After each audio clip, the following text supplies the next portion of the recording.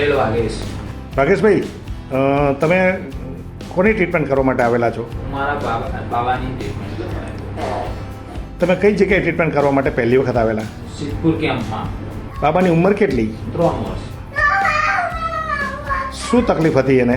એને સાંભળવામાં તકલીફ પૂરી તો સાહેબ મેં રિપોર્ટ કરાવ્યો હતા અને ડૉક્ટરે એવું કીધું હતું કે તકલીફ 3 ડૉક્ટરને બતાવ્યું.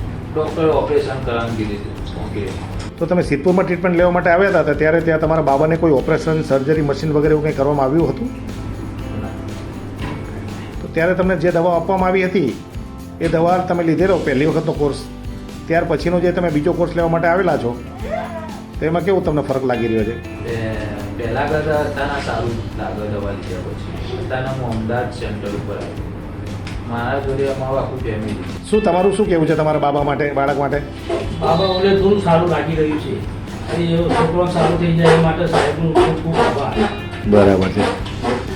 મારું તો કહેવું એવું છે કે અમારે પહેલાં કરતાં સારું લાગે છે તો એ દવા કરવી.